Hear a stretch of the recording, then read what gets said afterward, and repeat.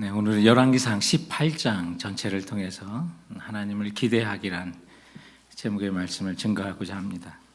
사실 저는 여러분들에게 좀 미안할 때가 있습니다. 왜냐하면 신앙생활을 하면서 세상에 대해서 눈치가 보이고 그럴 때가 별로 없었습니다.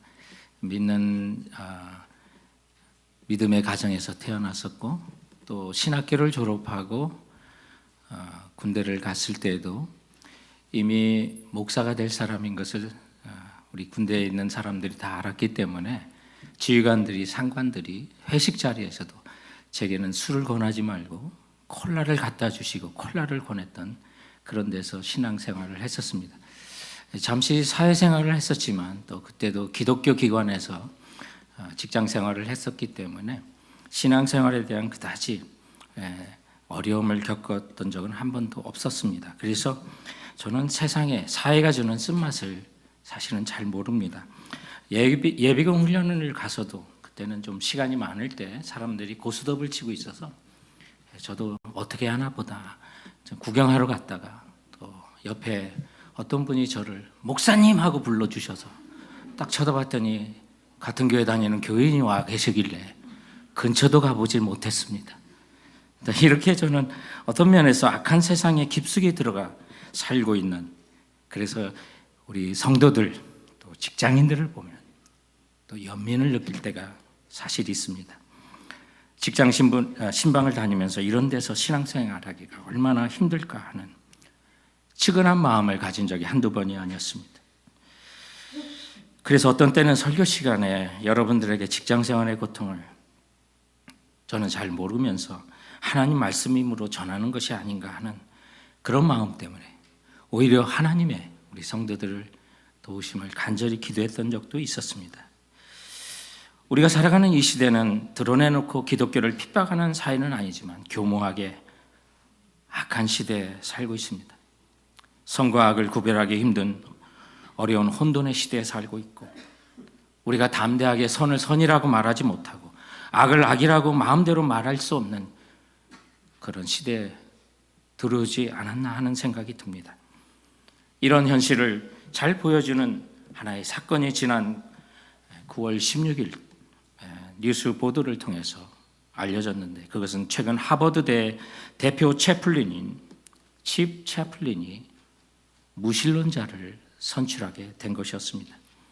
미국 초창기에 뉴잉글랜드 지방에 정착했던 영국의 청교도들이 교회의 장래를 놓고 고민하면서 앞으로 우리 청교도 교회들을 이끌어갈 미래를 책임질 목사를 우리가 어떻게 양성하는 것이 좋을까라고 하는 그 고민한 끝에 교회를 이끌어갈 미래 목사들을 위하여 존 하버드 목사님께서 기부한 책과 자금으로 1636년에 설립한 학교가 하버드대였습니다.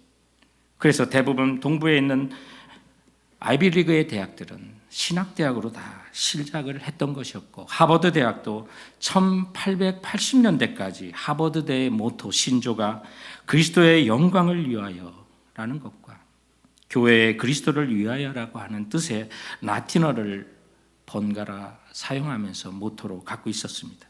그런데 그런 하버드대 새 교목식장인 칩 채플린이 제 44대로 이제 유대계 출신인 무신론자 웨스타인을 지난주 선출했다고 뉴욕타임스는 보도했던 것입니다. 그리고 웨스타인은 뉴욕타임스와의 인터뷰에서 갈수록 많은 사람들이 특정 종교에 속하지 않으면서 어떻게 좋은 사람이 되고 도덕적인 삶을 살 것인지에 대해 얘기하고 도움받기를 원하고 있다라고 하는 말을 합니다.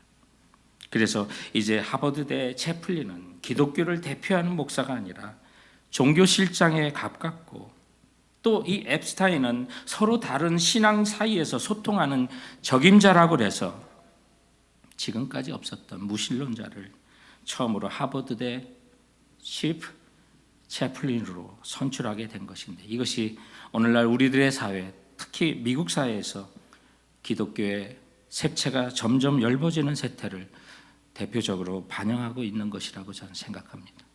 그래서 선을 선이라고, 악을 악이라고 말할 수 없는 곳에서 여러분들은 직장 생활을 하고 있는 것입니다.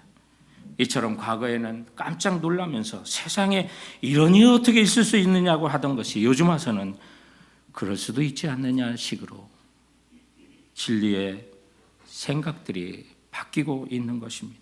이와 같이 지독할 정도로 간교해진 악한 세상에서 우리는 과연 어떻게 직장 생활을 하고 성도로서 살 수 있단 말입니까? 기독교의 신앙을 거부하는 직장에서 어떻게 처신하는 것이 하나님의 자녀로서 성도로서 처신하며 살 수 있느냐 말입니다. 그런데 나아가 나도 그런 환경에 이제 어느 정도 익숙해져서 하나님께 직장에서 기도하는 것도 잊어버리고 더 이상 하나님에 대한 기대조차도 사라지며 그저 물탄 듯 신앙생활하는 우리들의 자연스러운 모습을 때로는 발견할 수도 있게 되는 것입니다. 그래서 우리는 오늘 이 본문을 통해서 우상숭배의 한가운데서 악전고투하면서 엘리야를 그의 삶을 우리는 다시 한번 조명해 보며 우리도 우리가 살아가는 이 악한 일상생활 속에서 다시 한번 성도로서 하나님이 하실 일들을 기대하면서 살고자 오늘 본문을 여러분과 함께 나누게 되는 것입니다. 성도 여러분, 그렇다면 우리 교묘하게 약해진 이 세상 속에 우리는 어떻게 하나님을 기대하며 살 수 있단 말입니까? 오늘 본문이 가르치는 첫 번째 교훈이 있다면 그것은 하나님만 확실히 따라야 한다는 것입니다. 우리는 너무 중간에 머뭇거릴 때가 있어요. 성도라고 하는 정체성도 있고 그러나 악해지는 이 세상 속에 우리는 중간에서 정말 이러지도 못하고 저러지도 못하고 살아가는 그런 모습이 우리의 모습이 아닐까요? 오늘 본문의 열왕기상 18장 1절에 보면 하나님께서 우상 숭배하는 그들을 심판하시고 하나님만이 참 하나님인 것을 드러내고자 많은 날 동안 지나가고 제3년의 여호와의 말씀이 엘리야에게 임하여 이르시되 너는 가서 아합에게 보이라 내가 비를 지면에 내리리라. 3년 6개월 동안 그동안 비가 안 왔습니다. 지독한 가뭄 속에 이제 하나님께서 이 모든 고통을 끝내시고 하나님은 하나님으로 드러나시고 백성들에게 이제 39절 말씀에 있는 것처럼 과연 하나님이십니다. 과연 하나님이십니다라는 그런 고백으로 이 가뭄의 사건을 이제 마무리 지시려고 하는 것입니다. 그런데 그동안 아합 왕은 바알을 섬겼습니다. 그런데 백성들의 모습은 또한 어땠습니까? 그 모습 속에 우리의 모습을 발견하게 되는데 오늘 시간 관계상 읽지 못했던 21절에 보면 엘리야가 모든 백성에게 가까이 나와 이르되 너희가 어느 때까지 둘 사이에서 머뭇하려느냐. 여호와가 만일 하나님이면 그를 따르고 바알이 만일 하나님이면 그를 따르리라 하니 백성이 말 한마디도 대답하지 아니하는지라. 여러분 왜 말을 한마디 못했겠어요? 양심이 찔렸으니까 그랬던 거죠. 엘리야가 그 백성을 향해 외쳤던 그 말이 뭐예요? 어느 때까지 둘 사이에서 머뭇하려느냐. 근데 이것이 우리의 모습이 아닌가요? 우리에게서 이런 모습이 발견되지 않나요? 그러면서 어떤 성도들은 말합니다. 구조적으로 악한 세상에 살면서 세상이 그럼 다 악한데 어떡합니까? 라고요. 적당히 함께 따라가면서 그렇게 살다 보니 우리는 지금까지 그저 세상만 가면 오히려 영원한 심판은 접어두고 이 땅을 살아가면서 오히려 편할 수 있는 거 아닙니까? 그런데 내게는 신앙이 있고 주님이 주신 성령의 역사는 있는데 세상도 포기할 수 없고 그곳에서 하나님의 진리를 드러내며 살기도 힘들어 둘 사이에서 머뭇거리는 그 모습. 그나마 교회 오면 직분 때문에 집사님, 권사님 하며 서로를 불러주며 성도처럼 살아가는데 세상에 가면, 직장에 가면 이 둘 사이에서 머뭇거리는 그 모습이, 성도 여러분, 우리도 아무 말 하지 못하는 정말 우리들의 모습을 오늘 이 본문을 통해서 발견하게 되는 것입니다. 이런 가운데 엘리야는 우리가 직장에서든 어디서든 악한 세상이든 우리의 정체성이, 우리의 사명이 무엇인지를 드러내는 그런 고백을 우리에게 알려주는 말씀이 36절입니다. 주께서 이스라엘 중에서 하나님이신 것과 내가 주의 종인 것과 내가 주의 말씀대로 그가 여호와의 이름을 의지하여라고 말하고 있습니다. 그의 주변에는 수많은 바알의 선지자가 있습니다. 아세라의 선지자들이 있었습니다. 엘리야의 사방에는 적들이 있었고 그를 대적하는 수많은 우상 숭배자들이 그 가운데 있었지만 그 가운데서 엘리야의 선포입니다. 주께서 이스라엘 중에서 참된 하나님이신 것과 내가 그분의 종인 것과 내가 주의 말씀대로 여호와의 이름을 의지하여 라고 말하고 있는 것입니다. 성도 여러분, 왜 우리를 예수 믿고 좋을 때 이 세상에 내려가지 않으셨습니까? 이 땅에 남겨둔 이유가 무엇입니까? 세상이 구조적으로 악하지만 이 속에서 하나님께서 우리를 구별해 놓으신 이유가 뭡니까?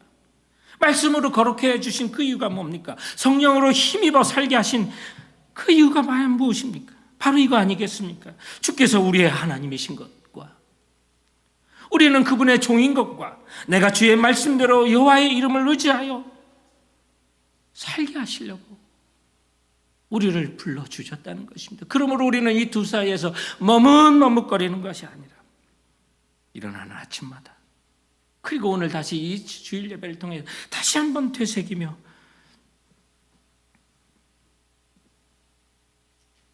진리가 점점 흐려가는 이 세대 속에 너무나도 힘들고 어려운 세대 속에 여러분의 일터와 직장으로 향하시는 성도들이 되시길 주님의 이름으로 축원드립니다.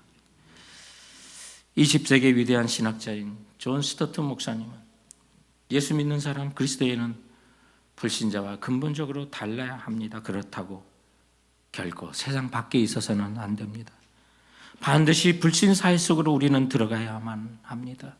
예수 믿는 그리스도인들은 불신사회에 영향력을 미쳐야 합니다. 그렇다고 불신사회에 들어가서 그들과 똑같이 동화돼서는 안 됩니다.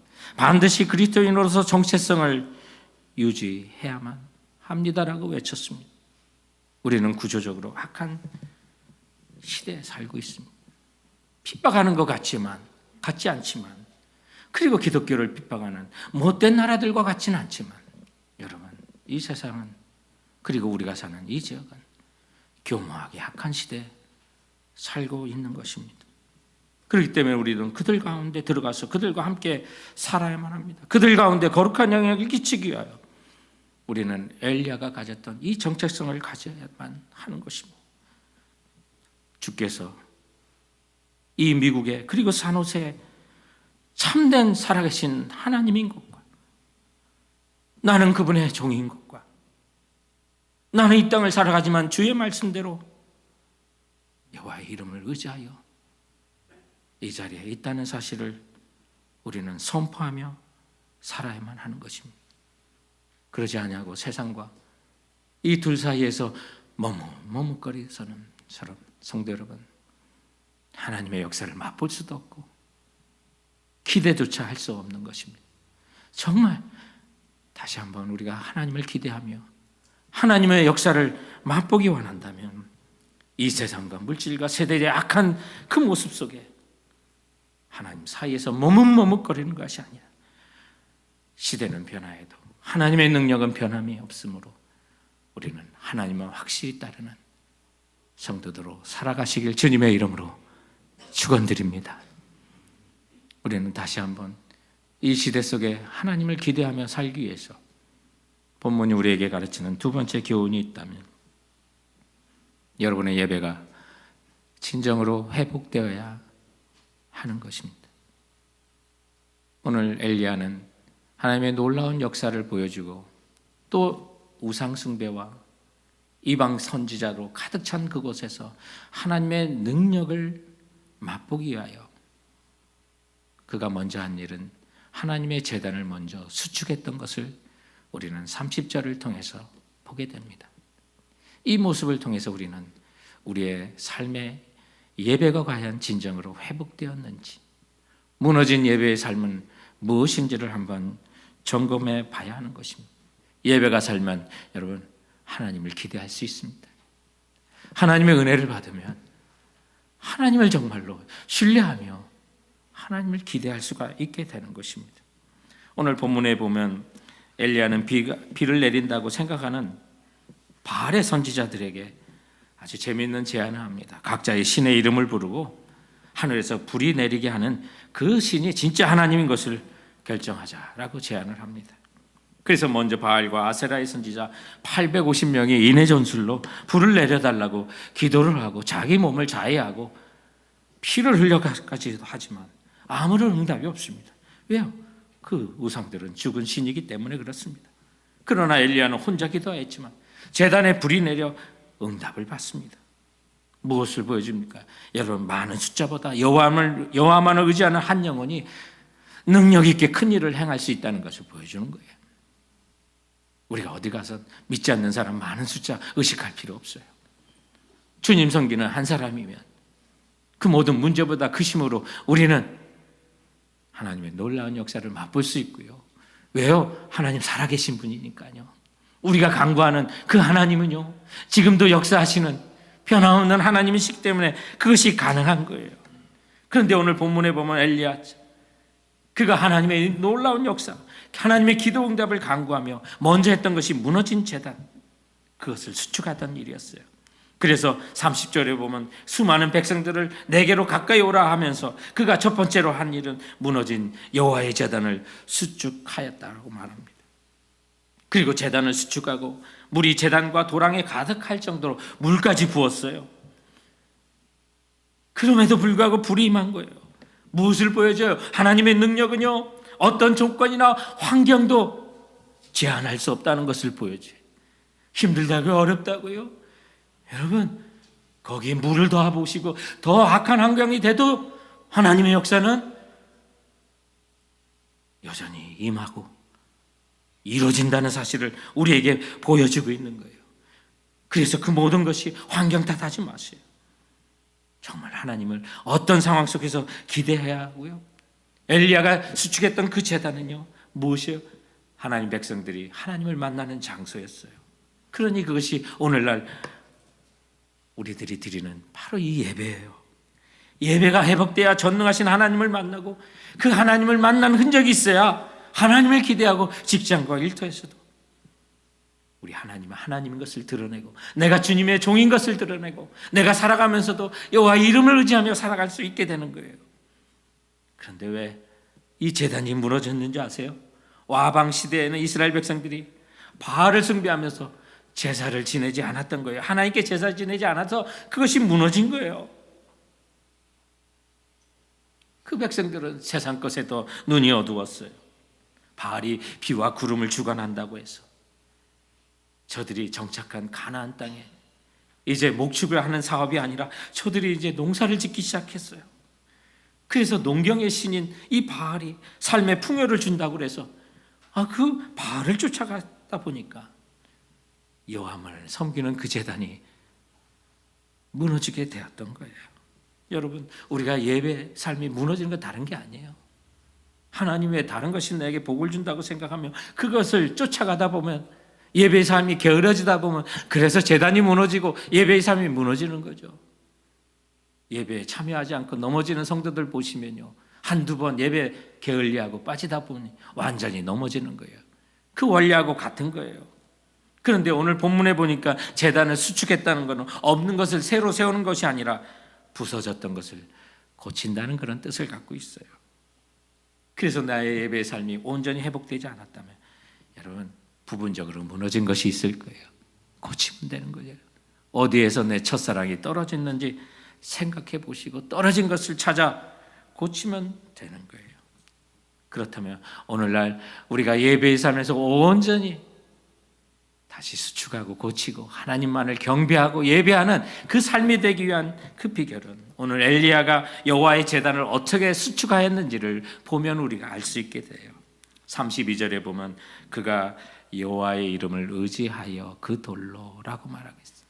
여호와의 이름을 의지하여, 여러분, 믿음의 대상을 바로 잡는 거예요. 먼저 내가 누구를 의지하는지 이 예배 시간에서 다시 점검하고요. 바알과 아세라 삶의 풍요를 준다고 해요. 오늘날 보면 기복신앙이에요. 우리 많은 성도들이 여기서 많이 넘어지잖아요. 그런 믿음의 대상이 잘못됐으니 하나님의 역사도 경험하지 못하고 예배를 드려도 주님이 주신 그 흔적을 지니지 못하고 하나님을 기대하지 못하는 거 아니겠어요? 그래서 오늘 우리도 여호와의 이름을 다시 한번 의지하는 거예요. 그것을 오늘 우리의 예배 삶에 적용해 볼까요? 먼저 우리는 믿음의 주여 온전케 하시는 여호와의 이름을 의지하고 예배를 드리는 거예요. 날 구원하신 예수 그리스도의 공로를 의지하며 예배를 드리는 거고요. 그분이 나를 위해서 흘리신 보혈을 의지하며 하나님께 나아갈 수 있다면 그것이 바로 참된 예배고 하나님 받으시는 진정의 예배가 되는 것입니다. 다른 거 생각하지 마세요. 주님의 이름을 의지하고 주님의 공로에 감사하여 감격하여 그분의 이름을 의지하고 이 자리에 나왔다면 하나님이 기뻐 받으세요. 그리고 여러분들이 내적으로 더 잘 알아요. 하나님이 나의 예배를 받으시는 것. 그리고 내 안에 불쑥불쑥 하나님이 주시는 성령이 주시는 그 힘을 느끼게 될 거예요. 그래서 바로 그 은혜를 받고 세상에 나가는 거고 일터에 나가는 거고 가정으로 돌아가게 되는 거예요. 성도 여러분, 정말 이 시대는 악해요. 교모하기 악해요. 그러나 우리가 이 가운데 주님의 이름을 드러내고 하나님을 기대하며 살아야 되지 않을까요? 그러기 위해 비록 우리는 약하지만 다시 한번 무너진 우리의 예배의 삶을 다시 한번 점검하고 보혈을 의지하고 이 예배 가운데 주님이 주시는 성령의 권능과 능력을 입고 우리의 삶의 현장으로 돌아가야 될 줄로 믿습니다. 모세의 삶을 연구했던 어느 시인이 하나님을 이렇게 찬양했습니다. 연약한 갈대 바구니가 그 나일강의 수많은 돛담배 가운데서도 하나님의 왕자 모세를 운반하였습니다. 그 가운데 크고 화려한 배들은 많았지만 오직 모세를 담았던 연약한 갈대 상자가 세상에 최강했던 애굽을 이기고 이스라엘 민족을 탈출시키는 하나님의 도구로 쓰임 받았다고요. 성도 여러분, 이 진정한 예배를 통해서 성령의 힘과 능력을 힘입은 여러분들, 비록 연약해 보이는 것 같지만 하나님은 여러분들을 갈대 상자에 띄워 악하고 악한 이 세상 가운데 여러분의 직장과 일터와 삶의 현장 가운데 주님은 흘러보내신다는 사실을 믿고 하나님만을 예배하고 주님이 주시는 힘만으로 이 세상을 살아갈 것을 결심하는 우리 성도들 되시길 주님의 이름으로 축원드립니다. 우리가 다시 한번 하나님을 기대하며 살기 위하여 본문이 가르치는 세 번째 교훈이 있다면 여러분 끈질기게 기도하시고 하나님의 응답을 믿고 기도한 대로 행동하세요. 이미 받은 줄 믿고 사시기 바라는 것입니다. 오늘 37절에 보면 엘리야의 기도는 다른 기도가 아니야. 하나님의 이름을 높여드리는 그 기도였어요. 하나님 영광 받으시는 기도였어요. 여러분의 기도가 진정으로 하나님 기뻐 받으시는 기도라면 끈질기게 그 기도 응답될까지 기도하시고요. 그리고 이미 받은 줄 믿고 그렇게 행동을 하셔야만 합니다. 오늘 38절에 보면 엘리야의 기도가 이제 여호와께서 불을 내려주셔서 번제물 그리고 나무와 돌과 흙을 다 태우고 도랑의 물까지 다 핥았습니다. 그 광경을 백성들이 보고 모든 백성이 엎드려 말하되 여호와 그는 하나님이시로다. 여호와 그는 하나님이시로다. 그 기도의 응답이 하나님 영광 받으시는 거였고 하나님만이 살아계신 하나님 것을 드러내는 그런 기도 응답이었어요. 그리고 바알의 선지자들 다 잡아 처형하는 장면이 40절에 기록되어 있어요. 그런데 엘리야의 기도는 정말 승리에 도취해서 여기서 끝난 게 아니에요. 다시 높은 산으로 올라가 더 높은 곳에 올라가 42절에 보니까 그가 머리를 무릎과 무릎 사이에 두고 정말 간절하게 비가 오기를 기도하는 장면이 나와요. 왜요? 하나님이 약속하신 것이 남아있기 때문에 그래요. 여러분, 우리가 이 땅에서 정말 세상과 싸워서 이기는 것 그것이 목적이 아니에요. 우리에게 주신 사명이 남아있기 때문에 이 땅 가운데 내두시고 또 그 언약에 우리가 기억난다면 끊임없이 계속 기도해야 돼요. 왜냐하면 열왕기상 18장 1절에 하나님께서 이제 3년이 넘은 가뭄을 끝내고 비를 내려주신다고 하셨기 때문에 이 아합과 아세라의 선지자들을 멸하고 하나님이 진정한 살아계신 하나님을 증거한 것도 있지만 사실 엘리야의 기도의 목적은 백성들에게 이제 비를 내려주시는 그 기도가 남았던 거예요. 그래서 거기서 끝난 게 아니에요. 세상의 영화는 거기서 박수치고 끝나는 거지만 하나님의 역사는 아직 남아있었기 때문에 계속해서 그 언약을 믿고 기도해야 하는데, 여러분 정말 우리가 사명을 가지고 하나님 뜻대로 간구했다면 영적으로 예민해질 필요가 있어요. 그리고 작은 죄악도 무시해서는 안 돼요. 하나님의 뜻을 이루기 위해서 내가 간구하는 내게 하나님과 막히는 무슨 작은 죄악이 또 있나. 그리고 주님께서 이 환경 가운데 내게 말씀하시는 그 작은 음성이라도 있나 들을 수 있어야만 하는 거예요. 엘리야가 이런 영성이 있었기 때문에 이후에 열왕기상 19장에 보면 하나님으로부터 들려오는 세미한 음성까지도 듣고 하나님의 뜻을 알아 그 뜻에 순종하고 따라갈 수가 있었던 거예요. 정말 하나님의 뜻대로 기도한다면 끈질기게 기도하시고, 또 혹시 이것이 응답일까? 여러분 영적으로 예민하셔야 돼요. 엘리야가 우리와 완전히 다른 사람이 아니에요. 야고보서 5장 17절과 18절에 보면 엘리야는 우리와 성정이 같은 사람이로되 그가 비가 오지 않기를 간절히 기도한 즉 3년 6개월 동안 땅에 비가 오지 아니하고 다시 기도하니 비가 내렸고 라고 말하고 있어요. 성정이 같다는 게 뭐예요? 엘리야는 특별한 사람이 아니라는 거예요. 하나님과 함께할 때 특별했던 거지, 엘리야 자체는 그저 평범한 사람이라는 거예요. 그렇기 때문에 우리도 따라할 수 있다는 거예요. 그럼 그의 모습을 통해서 우리가 정말 본받고 따라야 되지 않을까요?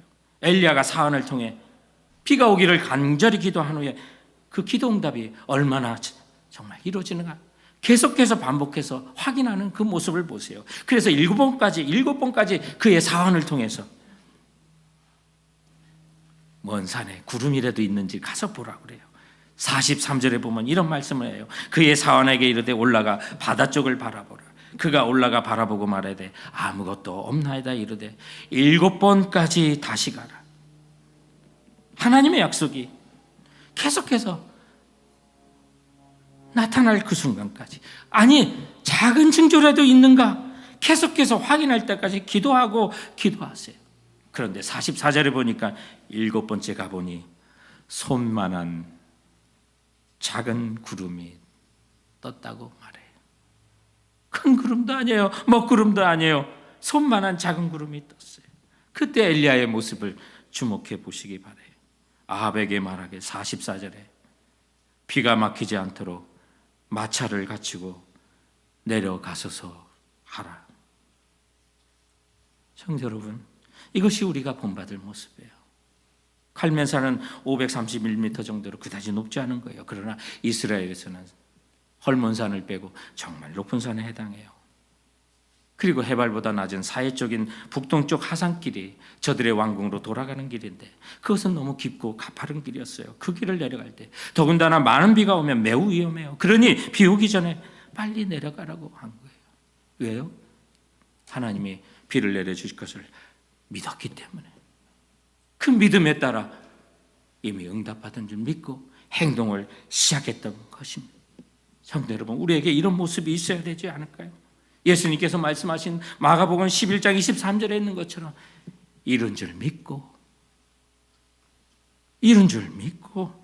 하나님의 언약을 믿고 기도했다면 그 다음에 우리가 해야 될 것은, 여러분 응답 받으신 줄 믿고 행동하세요. 그게 하나님을 기대하는 거예요. 그렇게 행동하니까 하나님을 더 기대하게 되고, 하나님은 그런 믿음을 보시고 믿음의 기도는 역사하는 힘이 크다고 하지 않습니까?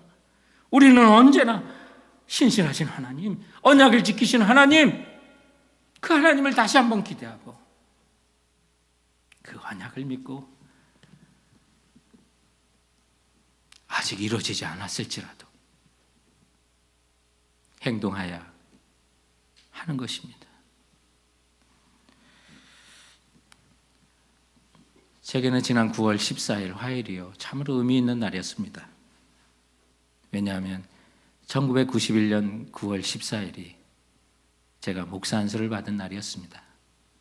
그래서 정확히 30년이나 되는 그런 날이었어요. 그래서 아내와 함께 앨범을 펼쳐보며 그날의 마음들을 다시 한번 회상을 하는 시간을 가졌고요. 근데 그때 하나님께 기도했던 것이 뭐냐면, 목회자로 헌신하며 하나님, 제가 일상의 목회자로 하나님 앞에 살기를 원합니다. 세상의 다른 직업 갖지 않기를 원합니다. 그거 서원하고 기도했었어요. 그리고 미국 유학을 준비했었고 또 게이트웨이 당시 골든게이 신학교에 입학 허가를 받고 미국에 1994년 12월 27일에 도착했어요. 그리고 1월 20일에 수업을 시작했어요. 한 달도 안 돼서 학교를 가는 거죠. 영어가 뭐가 들리겠어요? 강의를 하는데 하나도 못 알아듣겠어요. 그렇게 유학 시작을 시작했어요. 한국으로 돌아갈까 여러 차례 고민했었고, 유학생들의 아내는 베란다에서 날마다 고국의 하늘을 보고 운다고 하는 그 속담이 우리 집도 동일하게 적용이 되더라고요.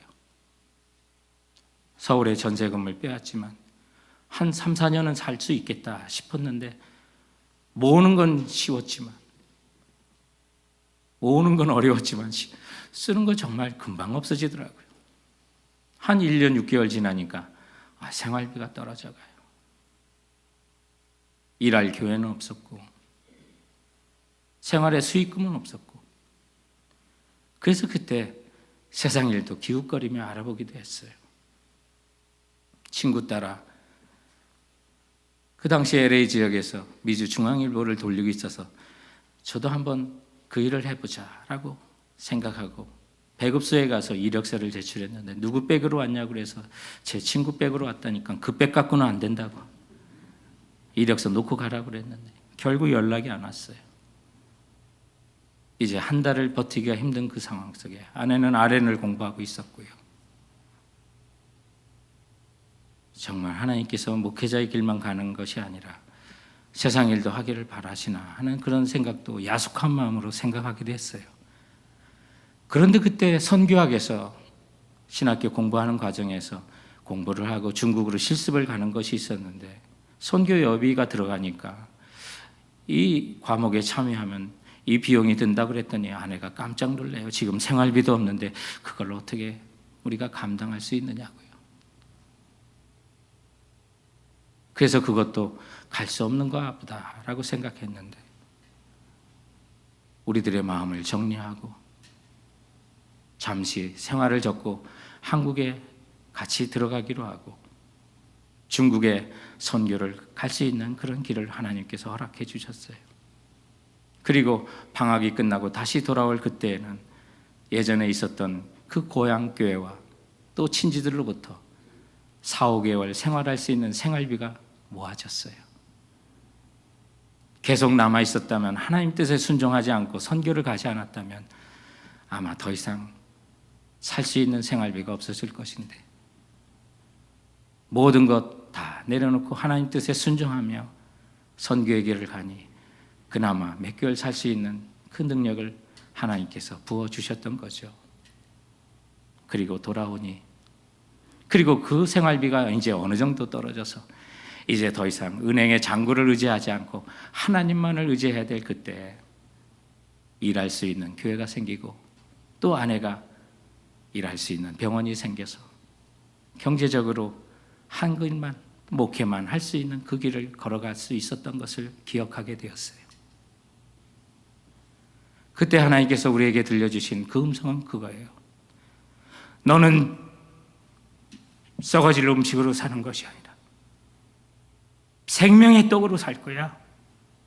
내가 너의 생계를 책임진다는 하나님의 음성이었었고, 어느덧 20년이 지나 그 모든 사실을 잊고 있었지만 다시 돌아보니 하나님께서는 기도하였으나 잊고 세상 길로 가고자 했었던 나의 마음을 어느덧 이곳저곳 다 막으셨고, 그때는 하나님께서 내 길을 막는 것 같았지만 그것은 하나님께서 주께 기도드렸던 나의 기도에 대한 신실하신 응답이었다는 사실을 깨달을 수가 있었던 것입니다. 사랑하는 성도 여러분, 신실하신 하나님은 내게뿐만 아니라 하나님을 기대하고 주님의 영광을 위하여 살기로 결심하는 여러분에게도 신실하게 응답하여 주실 줄로 믿습니다. 그러므로 이 땅을 살아가며 내게 닥친 그 시련 속에서도 우리 주님은 나의 믿음을 더욱 강하게 하신다는 사실을 믿으시기 바랍니다. 비록 험한 산과 골짜기를 지나가는 동안에. 그러나 그 가운데 주님은 나를 더 가까이 이끄신다는 사실을 기억하시고, 여러분이 겪는 시험과 어려움이 아무리 힘겹고 어려워도 그 문제보다 우리 주님은 더 크심으로 주님만을 기대하며 나가시는 우리 성도들 되시길 주님의 이름으로 축원드립니다. 이 시간 우리 주께서 주신 말씀을 한번 기억해 보시기 바랍니다.